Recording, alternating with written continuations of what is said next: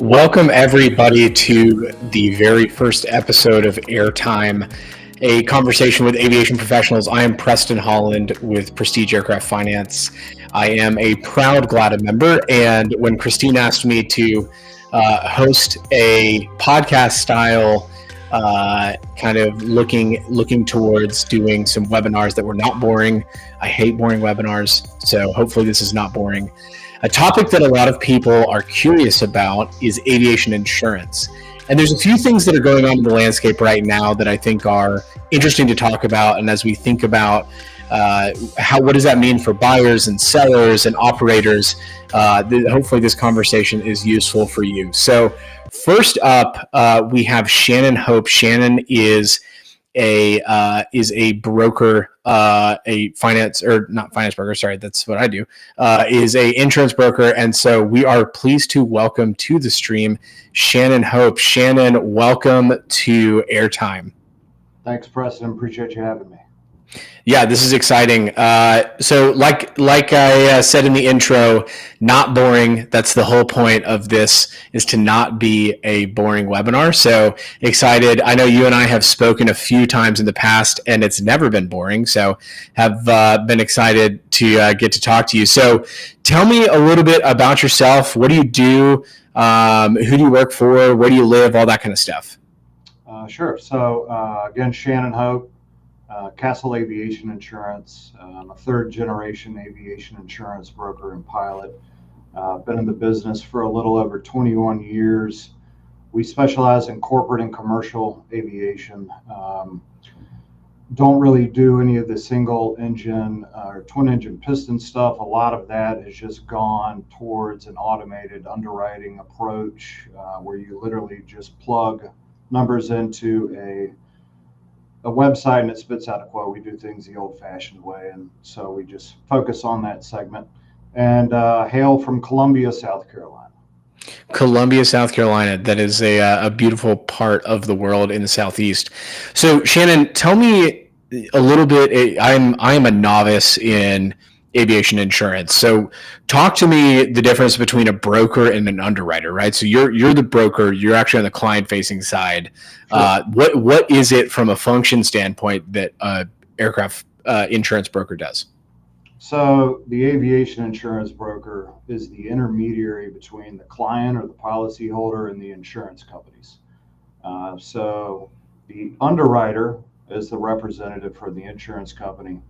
The broker is the representative for the client. So it's our job to evaluate risks, seek out quotes from the underwriters, negotiate those quotes, and then ultimately place the insurance policy or policies for the client to meet their needs.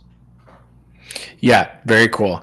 So walk me through, can I just call the underwriter directly, or do I have to go through you? Is it a situation where I could go direct? Like, I think of Geico, right? When I think of my car, if I call Geico, I feel like I'm probably talking to the lizard directly. Like in aviation, is it possible to do that? Yeah, great question. So all of the aviation insurance companies, when we're talking about turbine aircraft, there's one exception in the piston realm, but all of your turbine aircraft companies use the broker system. So essentially, the broker is the sponge that gets all the information that the insurance company needs to make a decision on any particular event that happens or any problem that's brought to the table. Otherwise, it would just turn into a really long game of ping pong with the client. So our job is kind of to screen everything for the underwriter, gather all the information they need so they can make a quick and decisive decision. Obviously, we try to get the information that's going to benefit our client to the most. In my experience, if you have a lot of back and forth with an underwriter, the chances of just getting a no increase if you can pitch it into a way that makes sense to them logically and give them an easy path to a yes. It generally works out a lot better that way. But no, you can't call the underwriters directly. They'll just refer you to the broker politely and say, no, we're the insurance company. You've got to call your broker. Here's his number. Yeah, no, that makes sense. One thing that I think a lot of people don't understand. So I am, when I think about how I am buying my car insurance, for instance, right? Like I have a broker of record here at my local office. And if I wanted to change tomorrow, I could make a phone call and I could change. Walk me through kind of how that works. Sure. So the home and auto world is a lot different than the aviation world. The same dynamics exist, but it's so different because of the sheer size and scope of the home and auto industry. Home and auto, you're talking hundreds of companies, literally hundreds of companies that operate in the United States offer that product. So you can call 7 different brokers and get 7 different quotes because of just the sheer volume of markets that are available out there. In aviation, particularly in turbine aircraft, I mean, you're dealing with a dozen or less markets depending on what you need that have the capacity and the capability to write that policy for you. Any broker that's worth their salt is going to be appointed with all of these insurance companies. So it's really counterproductive to call 7 different brokers and try to get 7 different quotes because there's only a dozen or so places to go. The insurance company, Let's double click on that. So there's 12 actual risk holder, around 12, maybe 13, maybe 11 for turbine aircraft. So we're not talking about there's not 120 different people who would buy this. So what does that mean for, there's 12. Do I qualify for 1 or do I qualify for 4 or do you take it to 7? Like how does that work on your side? It depends. So obviously, if we have insurance company X, let's say W. Brown, for example, and we've got a G650 at a 70 million hull, 300 million liability. W. Brown can write some of the lower end aircraft. If you've got a King Air or something with like a $2 million insured value, $5 million limit of liability, they can do that all day long. But on a G650, they will not have the capability to write that. So it would be exercise in futility to send that into the W. Brown underwriting team for review and quote. So it really just depends on the risk, the limits involved, if it's being operated single pilot, if it's being used for charter, really just the whole picture on where that's going to go and who it needs to go to. Yeah, no, that totally makes sense. Talk to us about the current landscape of insurance underwriters. You said there's 11 or 12. Walk me through, is there some that have gotten in recently? Are there some that have left recently? Like where are we sitting kind of in that spectrum right now? Great question. So we haven't had any departures from the aviation insurance market in quite some time. About 8-9 years ago, there was a shift where several aviation insurance companies just cut and left. They weren't making money. They were getting hit with bad losses. It wasn't profitable. So if a business isn't profitable for an insurance company, they usually shutter that division. That led to a cycle called the hard market where rates went up and up and up. Lately, they've leveled off, and now we're seeing, in some cases, worst case is going to be flat. Obviously, if you've had a really bad loss or there's some, quote unquote hair, you might not see a flat increase. But some people are seeing single digit to double digit, low double digit decreases on insurance. The entrant of several new aviation insurance companies. As a new entrant, you're not going to pick up market share by doing the same thing, offering the same product at the same price. You've got to do something different. So the competitive nature of that environment is causing, obviously, the newer entrants to attempt to buy clients at a lower price. And then the legacy carriers that were in the market prior to the entrants coming in are having to respond in kind so they don't lose market share. So that's the current dynamic. But that being said, I don't think it's going to last. Reason being, there's been a spate of really bad losses in the aviation sector. As I'm sure you may have heard, over 13 total losses on GA turbine aircraft, and I'm not talking about piston aircraft, I'm talking about turbine, fixed wing, and rotor wing. Over 13 losses this year so far with 52 fatalities. Not only are the airplanes expensive, but really the big kicker from an insurance perspective is the lives lost.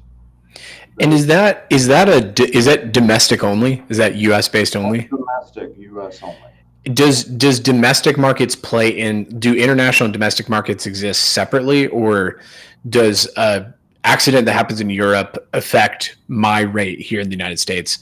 If let's say I fly a Challenger 300 and there's a Challenger 300 incident in Italy, is that affecting my rate here in the States? Sure. So great question. Yes, it can. Reason being is insurance companies often operate in multiple countries. For instance, we had the Boeing 737 MAX 8 losses. That had a trickle down effect, even though that was an airline sector loss into the GA market. A lot of the insurance companies have different product lines, so natural disasters can have an impact on aviation rates. Really, everything's interconnected, but mostly where the international market comes into play, and I'm glad you brought that up. The Russia confiscation of the leased aircraft from the European leasing markets has just hit over $4 billion in payouts, and that is affecting reinsurance. Reinsurance is the insurance company's insurance. If the insurance companies had to literally pay out every loss that hit their books, they would go bankrupt really quick. So they have that farmed out to reinsurance companies, where if they take a loss at a certain level, the reinsurance company comes in and pays it. So those types of losses are really affecting the reinsurance market. When the reinsurance market rates are raised for insurance companies, those are going to have a trickle-down effect at the end consumer. So yeah, to answer your question, there is certain degrees of interconnectedness within the global market. Gotcha. No, that's super interesting. Shannon, I think one thing, if you had to have a crystal ball and look at what the next 12 months looks like, what does that look like in kind of the looking at those 12 different people? 12 months from now, am I paying more or less than I am today? I would say, given the losses and the clip and the pace at which these are occurring, I would predict you'd be lucky to get a decrease in the coming year. I think you'll see more of a leveling of rates. If you're, again, lucky, you might see a smidge of a decrease, but with the losses that are hitting the books, the impending lawsuits that are sure to come, and those court battles, which are resulting in astronomical payouts due to social inflation for the insurance companies, I would predict leveling. Yeah, very interesting. Well, speaking of aviation underwriters, I want to welcome Doug Tibbs into the webinar. Doug Tibbs is an underwriter himself, and let me take off the awkward screen that is covering up his face. So Doug, welcome to Airtime. We are so excited to hear from the man himself, who is looking at your rates and telling you how much it's going to cost. Doug, welcome to the show. Uh-oh, we don't have Doug's audio. I'm here. There he is. He's back. Just hiding the noise, that's all. Perfect. Yeah. Well, this is a non-boring webinar, and non-boring webinars include avoiding the noise. So, Doug, welcome to the show. Doug and Shannon work together. Doug, can you give us a little bit of a background on who you are and what you do? Sure. I've been in the aviation insurance industry for about 23 years. I was a professional pilot before then. I've been flying airplanes and around airplanes since I was 14 years old. Traveled and flown all around the world, navigated the globe about 8 times, and really just enjoy aviation in general. Insurance is just the side piece to it. Very cool. And which insurance underwriter do you work with right now, Doug? Sure. So I'm working with AXXL. I'm the head of general aviation in the United States. And we've got offices in Boston, New York, Chicago, and San Francisco. Very cool. I want to talk, while we have Shannon here still, I want to talk about the interplay between an underwriter and a broker.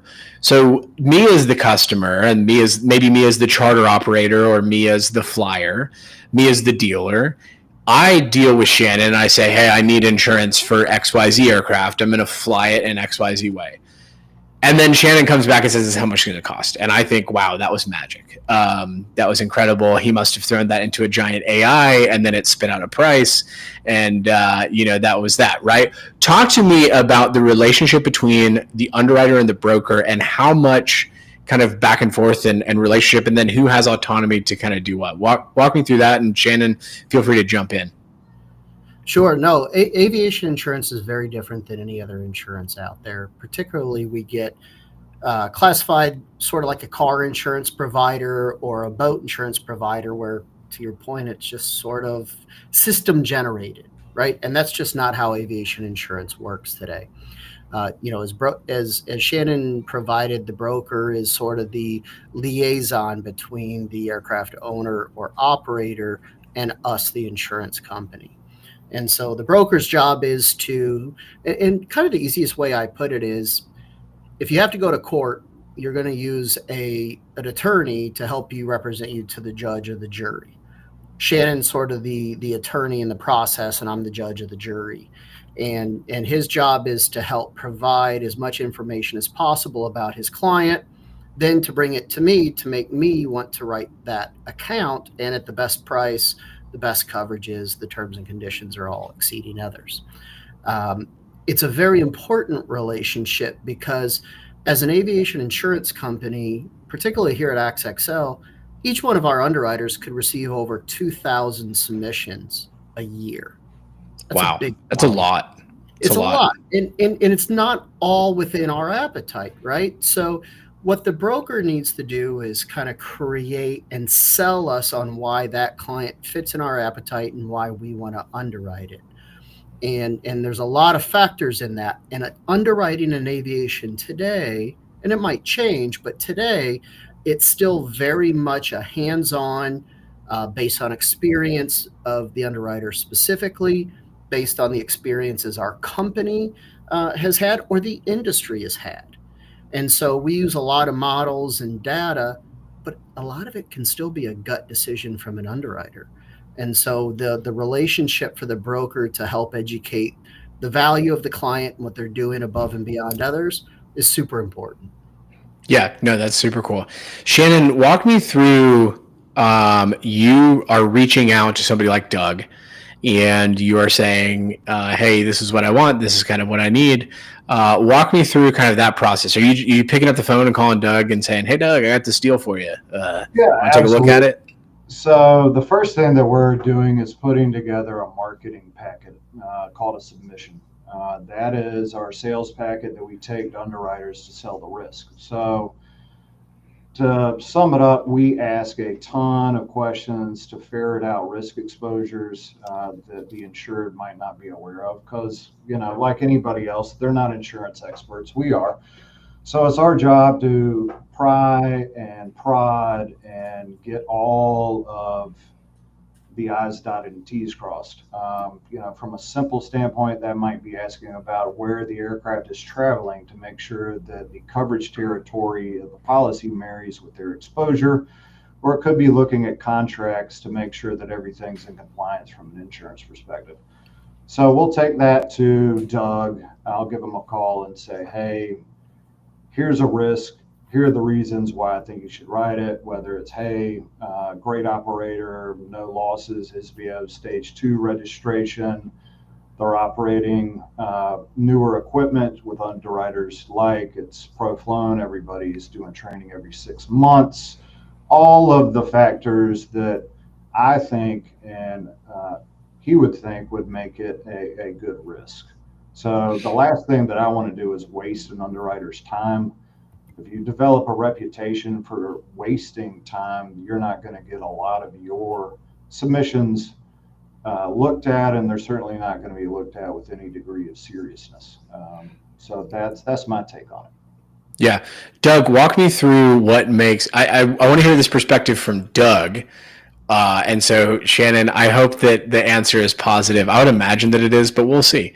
Doug, what qualifies a good broker, and then what qualifies a bad broker? Obviously, kind of baseline is they don't bring you piston deals. Like if you're not in the piston world, they're not bringing you piston deals. I think that's kind of like, number one.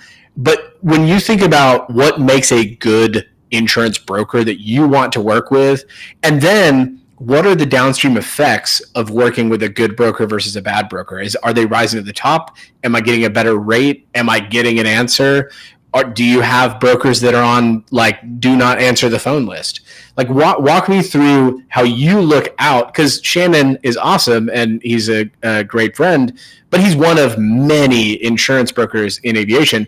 How do you think about kind of the global view of different insurance brokers? Sure. And I can speak openly about this because I was a broker for about 12 years. So I've seen both sides of it, both the good and the bad, right? And what makes a great broker, number one, is they get to know their client. And you can only represent them to the insurance companies if they fully understand the operation. And that's one of the biggest struggles we have today is just the lack of information. So as an underwriter, if I get 2,000 or so submissions a year, I am going to look for the submissions that provide the most information. That way, I then don't have to go back to the broker, waste time asking questions in hopes that the broker even gathers that additional information to come back to me. I'm just going to decline it and move on to the next one. So a good broker is going to work with their client to understand the ins and outs of their operation, what they're doing right, and are there areas where they can assist them. Good brokers will pick up the phone and call. They don't just hide behind email. They will get to know the appetite of the underwriting community. Generally speaking, if a broker is talking to a client and once they learn about them, they should know the 2 or 3 markets that are going to be the best fit for that company. Whether they need an underwriter that's super responsive, it can provide a high level of service. Maybe they offer a better ancillary coverage package for that type of program, or maybe they just have additional safety services that the client needs that they know 1 or 2 companies can provide. So knowledge is power. Good brokers will get to know their clients. They have built relationship with the underwriters, which people might be surprised, but this is still very much a relationship business. If I have a broker that I trust, who gathers the information, who's honest about the information, and over years we've built the relationship, if they call at night or on the weekends or on Christmas, I'm answering the phone. I'm answering the emails. We're taking care of the client.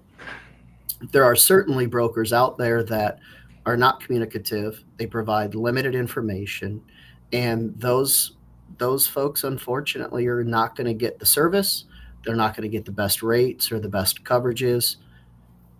There's a lot of brokers, and we're going to feed those that take care of us, that trade properly, and give it the information that we need in order to do our job. Yeah, no, that's super helpful. Doug, I think that piece coming from an underwriter is so key, because I actually don't think I've ever heard an underwriter publicly say how to pick a good broker. Shannon, here's a little bit of, let's try and not be self-promoting here. I hate webinars where it's like, look at how great I am. It's amazing, right? This is not an infotainment commercial. So just set the boundary. But for you as a broker, how do you set yourself apart from these other brokers that Doug had mentioned that are not going to get the phone call? Like how do you strategically do that? And maybe, if somebody was trying to evaluate the good brokers from the bad brokers, it's an industry that's very tight knit and small. There are other good insurance brokers that are out there, but how do you think about proactive steps that you can take inside of your business to make sure that you are a good insurance broker? Sure. So, good question. First of all, let's be honest, we are not going to be a good fit for everybody. We are just not going to be a good fit for everybody out there. We tend to pair well with people that see insurance as an important part of their business strategy, an important part to protect the brand and the assets that they have. And also people, a lot of our clients want somebody in their corner to be their quote unquote risk manager. A lot of the businesses that we're dealing with certainly have some corporate clients that have full-time risk management on staff. We interface with those folks fairly frequently. But a lot of our clients are charter companies or large flight schools or helicopter operators that don't have an insurance risk management person on staff. So they look to us as their partner to be that in-house counsel and that resource for them. So the people that dismiss insurance, that just want a low price, that think insurance is a racket, we really don't tend to pair well with those people.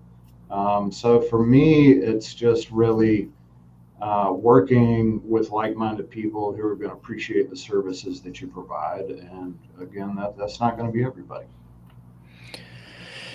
Yeah, I think that's super. It's an interesting, turning down business is usually the sign of actually a good broker. Someone who says, "Hey, I'm just not the right fit for you," is actually, ironically, a sign that they're actually good. Well, Shannon, thanks so much for coming on. I know that we had kind of set your time slot. We've already taken probably 10 minutes more of your time than you had originally allotted to us. Shannon, real quick before you go. Where can people find you? Where can people find out more about your business? Where can they reach out to you? Are you a LinkedIn guy? Are you a Facebook guy? How can people reach out to you? Yeah, feel free to reach out to me. LinkedIn, Shannon Hope, Hope, Kassel Aviation, spell weird, Kassel, Kassel Aviation. So thank you for having me on. I had a great time and appreciate you putting this together, Preston. Absolutely, Shannon. Thanks for joining the Not Boring webinar, and I'm sure that we'll have you back on when we talk about something else that also is not boring. So talk to you, and thanks, Shannon. Perfect. Take care. All right, see ya. Doug, I think one question that is relevant to both operators, brokers, dealers, individual owners is, how the heck are you looking at my airplane? Like, break it down for me in a very simplistic way. I own a super mid aircraft. How exactly are you breaking down kind of the individual factors, and then maybe how much weight, like age, for instance, or pro pilot, or 135 versus 91? Like, there's so many different factors that go into this. Can you break it down for me? Because I'm not very smart and I don't really understand how your world works. Can you break it down for me pretty simply? Simple is going to be tough, but I'll give it a go. So it's not easy. It's harder than you think, just because there's so many factors related to underwriting particular risks. And that's why having as much information about a particular operation is so important. The thing for people to understand is underwriters are looking at a piece of paper that is explaining how a company operates their aircraft. With little information creates mind judgment, and it's not always going to be towards the positive. So, the brokers, we hope, and many do, will present a case to us that outlines what companies are doing above and beyond. So when we receive a submission, one of the first things I'm going to look at, and in about 2 to 3 minutes, I'll have a general understanding of whether or not I'm going to immediately decline a risk or if I want to continue investigating it further. Some of the key components that I'm going to look at is the type of aircraft. I'm going to look at, how is it crewed? Is it single pilot? Is it 2 crew? Is it owners? Is it pros? What is the aircraft being used for? I'm going to look at the address. Where's the aircraft based? And then lastly, I'm going to look at the hull value, the liability limits, and the claim history. Those components right there, just on a surface level, is going to tell me whether or not that particular account is in our appetite at the moment. From there, we really get into the deeper dive. We start looking at pilots. We're going to look at the age of the pilots, which we'll hopefully talk about later. We're going to look at the training that they're doing for that specific airplane. We're going to look at their operational profile. Where are they flying to? Are they going into Aspen every day, or are they going into Wichita, Kansas? Are they located in geographical areas that are known for natural catastrophic losses, nat cat losses? Are we now worried about potential claims with hail, wind, tornado, hurricanes? We'll get into operating overseas. Are they in Africa? Are they in the Middle East? And then we really get into ownership structure. Who owns the airplane? What businesses are they in? So we really try to uncover as much information as possible about the particular risk. And it's almost like a box checking exercise from the top down.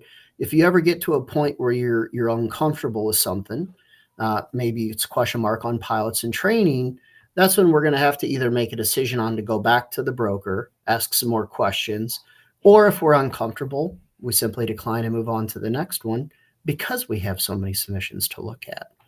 So, I'm going to say this a lot during this call, that the power of information, and the more the better, is true. If you're going to sit there and think that the underwriter is going to give you a positive terms and conditions offer with limited information, it's just not the case. We get audited. We have eyes on us. In the event of a loss, I have to explain why I wrote the account, the pros and the cons. So we're all held accountable, and we need to provide as much information as possible to really give a good quote. And that's not always about rates. It could be flexibility with pilot warranties. It could be broader ancillary coverages. It could be flexibility on pilot training. All of that comes into play. But one of the challenges that we face is, there's a variety of different types of aircraft out there, and some have a good reputation, some don't have a good reputation. So we obviously use the power of data to understand where we're seeing losses in certain categories of aircraft. We even get as granular as certain ages of pilots, certain qualifications of pilots. So at the end of the day, there's a lot of detail that goes into the underwriting. It's not always the napkin at the bar type approach, which we've all done, and it has been that way. But nowadays, with the technology that we have and the data, it's gotten a much deeper underwriting process. Yeah, that's super interesting. Let's talk about age of aircraft, because I think this is a webinar for GLADA, which is a dealer and brokerage association. So I think that it's important for our members and for other people in the industry to understand, when they're coaching clients, like, how does age play into this? Is it, if you're looking at a 20-year-old King Air versus like a brand new Citation, are you giving preferential pricing, risk pricing, approval status? Like, how are you thinking about age when you're doing your underwriting? Sure. So age can be a factor, for sure, for a couple of reasons. One, you've got the General Aviation Revitalization Act, or GLADA Act, which is going to protect the manufacturers from injury or damage due to product defect. So if an aircraft's over, I think, 18 years old, we can no longer then go after the manufacturers. So that comes into play with some aircraft, which sadly nowadays it's early 2000s, right? Which is just wild to think about. That's not that old. Really quick, I want to double click on something because I don't want to miss it. I don't want to brush over it. You said 18 years is the cutoff for that. I believe for the GLADA Act, it's 18 years. So aircraft over the age of 18 protects the manufacturers from product defect. Gotcha. Okay. So does that increase the risk premium when you are thinking about pricing? It certainly can. One of the areas where I think the underwriting community doesn't necessarily do a very good job, but we're trying to get better, is when you look at the age of aircraft, there's more to it than just a stamp on the aircraft of the age. If you've got a 20-year-old airplane, avionics put into it, and it's got overhauled or upgraded engines, I personally look at that differently from an underwriting standpoint. I'm not necessarily going to classify that as an older aircraft, especially if it's got low cycles on the airframe. So, yes, age comes into play, but this is where the power of information from the client and the broker also helps the underwriter's decision. If I receive a submission and let's say it's a 20-year-old King Air, and they haven't told me that there's new G1000 Garmin avionics installed and they added the Black Hawk engine upgrade, I'm going to look at that as an older aircraft. If they come to me and say, yes, it's 20 years old, however, we've updated the avionics and we've got brand new engines on it, for me, that's a different conversation, and I'm going to quote that differently. I'm going to look at that differently. So again, the power of information, right? When I compare an older King Air, say 20-year-old King Air, to say a new Citation, if I have not been told that that King Air has had any upgrades, I am going to quote it differently. The older King Air is going to get a higher hull rate, so they're going to pay more money based on the value of the aircraft, and they're likely going to have some deductibles associated because the repairability costs are going to be higher. We're going to have limited part capacity potentially, and just overall general maintenance and fixing of the aircraft, if we have to unzip it to rebuild it, is going to cost us more money. And so inherently, it's going to be a higher premium than the newer aircraft where one would expect you have up-to-date avionics, you've got parts availability, we've got easier engineering if we've got to rebuild the aircraft. And so those are conversations in our mind that comes into play when we're looking at older aircraft. How have they been maintained? And more importantly, have they had upgrades? Yeah, that's incredibly interesting. I learned something new today. I had no idea that was kind of the thought process that goes into age of the aircraft. For those people that don't know, I work in the aviation finance industry, and so for people like myself, we have we end up interfacing a lot with insurance and about loss payee and things like that. And so understanding how that kind of plays in, it similarly in finance, there is, if you don't let the underwriter of the asset know that, hey, there is all these upgrades, and yes, it is an older King Air, but we all know that King Airs will fly for a really long time, especially if you do the Black Hawk upgrades and the G1000, right? The hull itself is, pretty rigid and can last for a long time. So insurance is the same way, right? So it's important to have people who understand the aircraft and understand what's going on, and then can us with, hey, we painted it, we got new interior. Well, that's fantastic. Congratulations, right? But the meat of what I'm looking at from a risk standpoint is more avionics and engine driven, because we've had some people that are, very much pressing, hey, new interior, new paint. I bet it looks beautiful. And I'm very, very happy for you. But from a risk standpoint, that's not as much as what we want, probably similar to your finance side of things.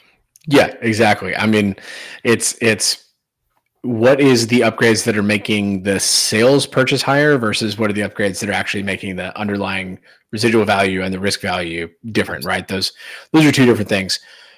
We talked about age, and I want to double click on age. We talked about age of aircraft. Let's talk about age of pilots. Sure. This is a really hot topic, especially in the owner-flown turbine world. Yes.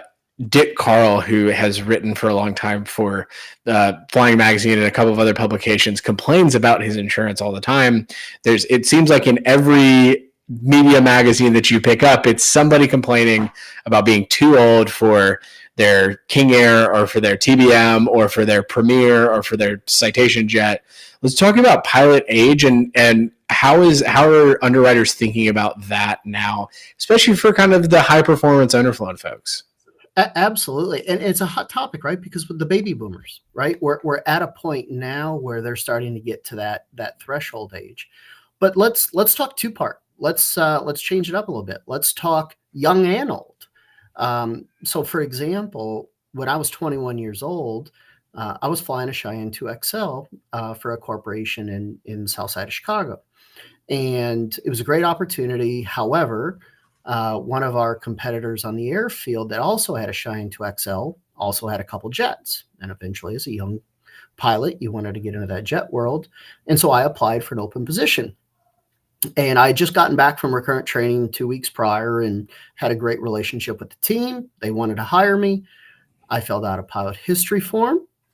They submitted it to their insurance company, and I was declined. And come to find out, the reason why I was declined, not because of qualifications, but because of my young age. The underwriter, who that company is still in business today, declined me because at the time he had a 21-year-old son, and he couldn't fathom his son flying a Cheyenne with corporate people in the back responsibly. And so he declined my offer. So I've been a byproduct of the age thing. So I get it. I'm sensitive to it. And unfortunately, it didn't work out.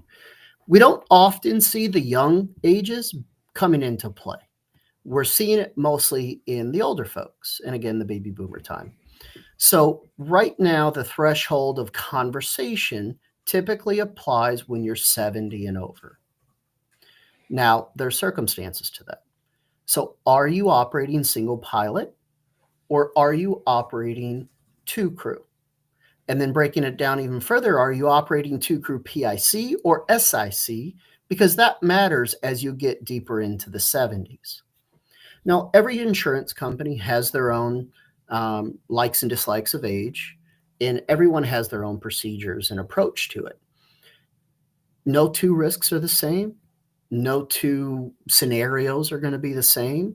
And it could be judgment based on aircraft. It could be judgment based on how much they're flying, their qualifications, etc. So generally speaking, over 70, it's the cognitive concern, right? So when you are making decisions at a fast pace and in a stressful environment, data tells that the reaction time is not the same. And so that, from an insurance standpoint, becomes the concern. So once you get over 70, conversations with the insurance company about, okay, how much longer do you plan on flying, right? If you're single pilot, once you get over 70 to 72, now there's an introduction of maybe it's time you have a co-pilot with you, a qualified and competent co-pilot sitting next to you. And if we can come to an agreement on that, let's work together for another couple of years. Let's see how you're feeling. Let's see how your interests are. Do you start phasing out of flying as much? But let's create a solution together.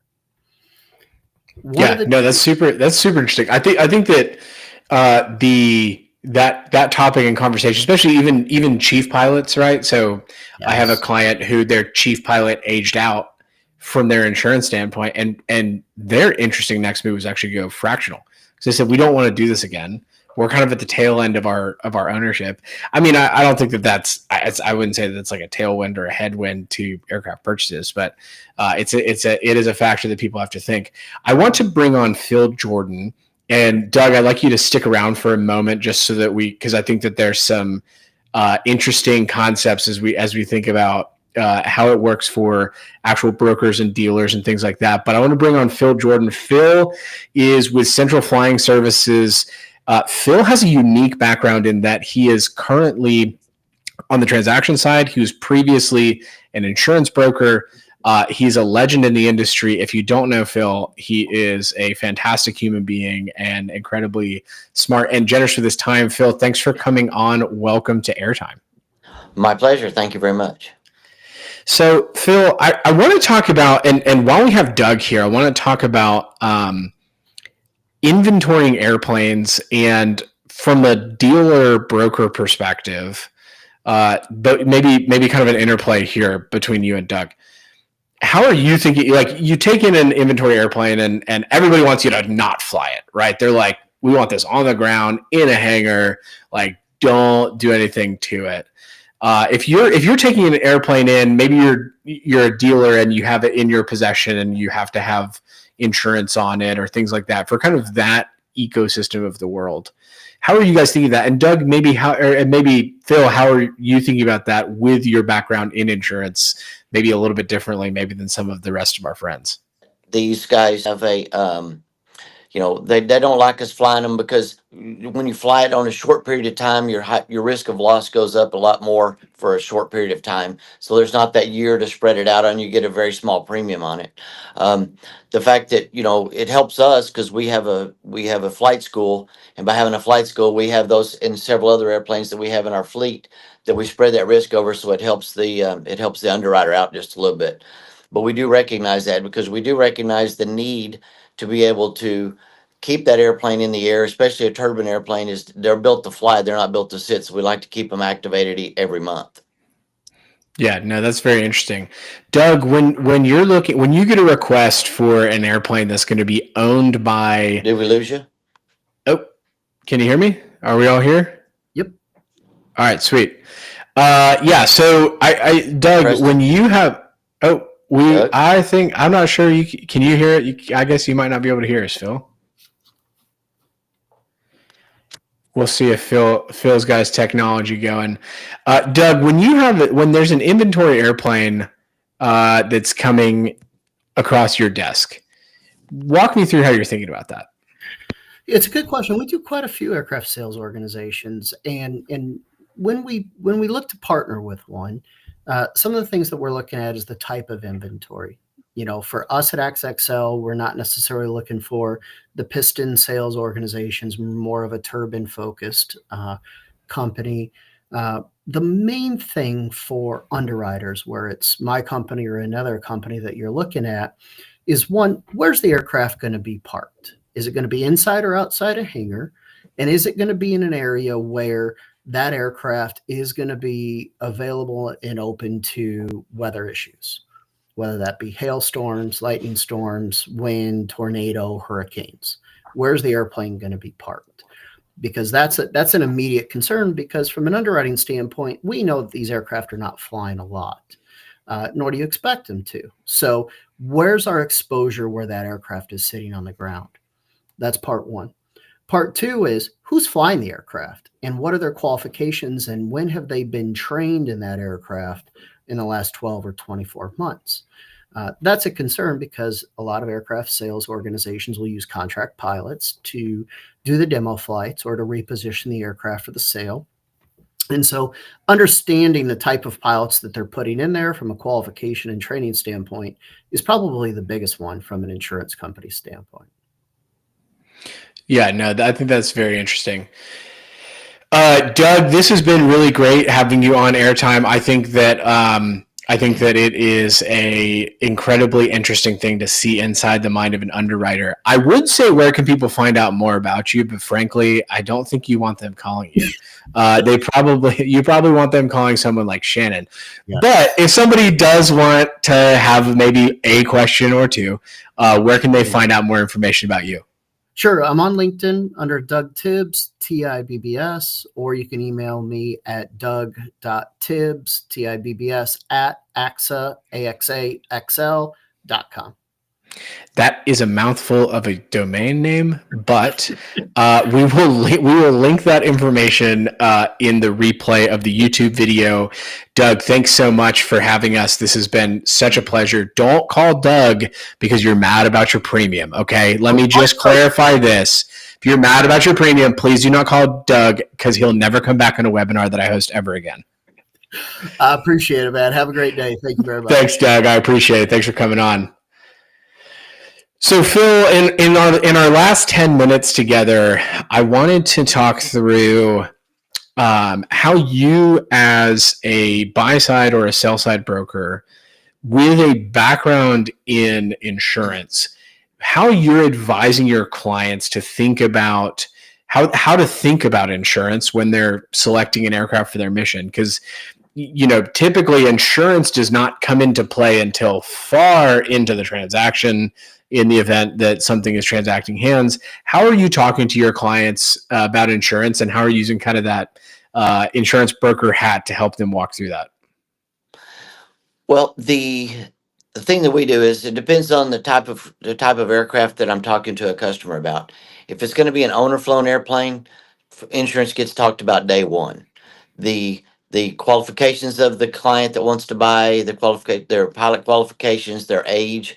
A lot of that comes into play because we can stop and not waste their time and our time and Shannon's time and Doug's time if they're 75 years old, they want to buy a CJ3 plus, unless they're planning on hiring a pilot. So we try to bring that conversation in owner flown airplanes day one. If it's going to be a professionally flown airplane, it probably comes in later. But if it's the first time airplane choice, we start looking about, thinking about qualifications for pilots you're going to hire, training you're going to pilots going to hire, getting a slot in at a training organization.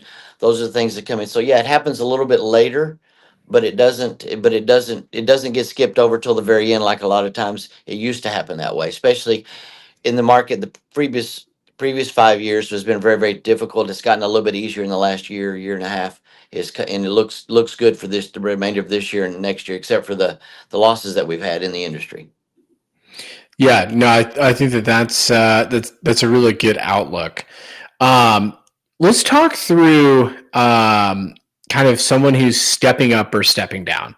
So someone who's moving from maybe single engine turboprop to a light jet, or maybe from a piston to turbine. What type of considerations should they plan for? So like as we think about it from a holistic standpoint, obviously this is about insurance, but I think that insurance is one key fundamental foundational issue. How are you advising clients as they're kind of moving up or maybe even down in the spectrum of aircrafts? So the moving up is usually the most of the time what we're talking about. And then we always try to separate it. Are we talking about an owner flown airplane or a professionally flown airplane? With the owner flown airplanes, I always ask the first question is, what type of ratings do you have and how much experience do you have? If you've been flying a TBM and you want to go to a CJ2, that's a pretty easy transition. Do you have any jet time? Those kind of things. Just start thinking about that so they can start planning their planning. Finding the airplane could be the easiest part, getting them qualified to fly the airplane. Expectations of for the first 100 hours or the first 50 hours or the first year, you're going to want to hire a co-pilot or a professional pilot to fly with you until you get your experience level up. We do work on that. And then we talk about the differences that go with difference in maintenance, difference in inspection cycles, the differences in just storage, and what the insurance companies are going to be looking for when we go back to talking about insurance as far as qualifications and expectations and where they're going to travel with the airplane. Yeah, no, I think that's very helpful, especially for folks that are maybe new to that aircraft type, right? Maybe not necessarily new to owning an aircraft, but maybe new to that aircraft type. Absolutely. Walk me through kind of corporate buyers. So we have owner flown buyers, which we know that insurance is arguably much more complicated for owner flown aircraft. What about corporate buyers? Is this something that a corporate buyer really needs to have top of mind, or is it something that kind of we'll let your management company handle that and your rate is what it is? It's the best that you're going to get. I think it always warrants a conversation because we start talking about, as you were talking about with Doug, as far as age. The older the airplanes, the more expensive they are. The type of airplane that it is can vary that quite a bit, but it's not as much of a deep discussion if they're using it for pure corporate transport. Whether you're buying your first King Air, whether you're buying a Challenger 300, or whether you're buying your first Gulfstream, it's pretty straightforward. It all depends on the pilot you're hiring and where you're going and the environment you're going to operate out of. Yeah, no, that's great advice. I think when do you, from a transaction standpoint, so one thing that I talk to a lot of people about is assembling your transaction team, right? So it's not just typically, especially as you move up the spectrum, it's not just like a broker. You have usually a broker and there's a tax person and an attorney, and if you're not paying cash, a finance person, and insurance is one of those people in the transaction team, especially owner flown, but even happens in corporate flown as well. If you're going to self-manage or something like that, when do you typically want the insurance being introduced to the transaction team? I would say that probably in the transaction area, as far as when we're going into, we've had an LOI, it's been accepted. I always ask the questions, tax first, financing second, lawyer third, insurance fourth, escrow recommendations fifth, And then pre-buy locations kind of in that same area as we're talking about, from LOI going into the actual purchase agreement. It's kind of my list of things that I go through in my checklist. Yeah, no, that's useful advice there. I think the last thing that I would like to touch on is, how do you handle insurance when you're selling an airplane? So if you're on the sell side, right? Mm-hmm. So we talked a lot about on the buy side. When you're on the sell side, is it basically like you just tell your insurance agent, hey, we're going to sell it? Is there a period of time where somebody's insured, the aircraft's double insured from the previous owner? Like, obviously escrow does the little stamp and puts it in the box, right? Right.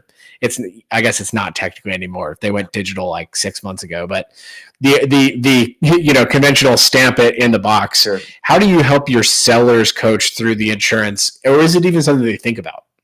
No, we usually always talk to them about it, because it's in the transaction now that the FAA requires you to send the old registration back. So when we're closing and we're handing over possession of the airplane, we always say, take the Oh, we lost Phil. He's back. Hang on.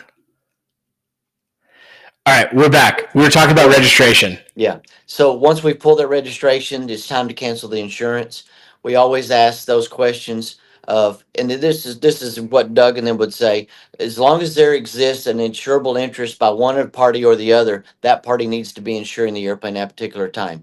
So the minute that ownership changes hands, the current owner has no insurable interest in it at all, so he needs to cancel his insurance, because there never will technically be double insurance on the airplane. The only person will have an insurable interest unless you loaned them the money to buy the airplane, or you're leasing it with a option to purchase or something. There's all kinds of things that can cause it to be a non-standard transaction. But in a standard transaction, the minute you're paid and they stamp that deal and you move the registration, it's not your problem anymore. You can cancel it at any time. That's really good advice, and it's important to have somebody on brokerage to help you with that. I think when people try and cowboy transactions, I don't know if you experience this, Phil, but all the time. It tends to be real estate guys. And look, this is not throwing shade at real estate people, but in my world, it's the real estate guys that always think that they can do their own deal because they're deal junkies by nature. And they're like, oh yeah, I'll do this. Well, I almost guarantee you they have no idea that when they go to sell or buy about the insurance, unless somebody's telling them. And then usually it means that, oh, I haven't actually even thought about insurance, or, oh yeah, I do need to get insurance figured out, and those kinds of things. What is one thing, Phil, that you wish every prospective buyer that you talk to on a daily basis knew about aircraft insurance that would make your life just so much easier? Currency requirements in the new airplane that they're going to be purchasing. What could I be doing now if I know I'm going to say get rid of my Cessna 182 and buy a Kodiak or a Caravan, or I'm going to go to a Pilatus? Knowing what that is, and have already set those things up when they know they're ready to pull the trigger and buy an airplane. Just have that set in place, because especially training and factory standpoint, it is extremely difficult to get that done in a quick, timely manner. Yeah, no, that is super useful. Well, Phil, thank you so much for coming on Airtime. My pleasure. Sorry for the transaction or the interference. I'm not sure. I had a plugged-in line and a Wi-Fi line, and none of them seem to be working stable today. So I apologize for that to the group. It's all right. That's why we need Elon Musk to hurry up with Starlink and make it a little more affordable. Absolutely. Phil, if somebody wants to find out more about you or more about what you do at Central, where should they go? Where should they find out more about you? You bet. I'm on LinkedIn as well, but also at central.aero is our website, and you can contact me directly through there. Awesome. That sounds great. Thanks, Phil, and thanks for your insight. This was really great. You bet. My pleasure. All right, everybody, it is 1:59, which means that this stream is going to end in about 30 seconds because we respect your time at Airtime. We do not have boring webinars, and we end on time. We don't go long. That is what you can always count on. We're going to have the next Airtime in a couple of months. Probably look for it sometime in August or September. If you have advice on or topics that you want to talk about or hear about, you want to learn from an expert. Maybe it's somebody like we heard from Doug today, who is an underwriter. I've never talked to an insurance underwriter. I learned so much today. So if you want to learn more about the world of aircraft transaction or aircraft ownership, drop me a line. I'm on LinkedIn. Preston Holland, just look me up. You can find me there. I'm on Twitter, Preston Holland 6. You can look me up at prestigefinance.com. Drop me a note. Let me know what you want to hear about, and I will be sure to add that to the list for the next Airtime. On behalf of GLADA, I am Preston Holland, and we will see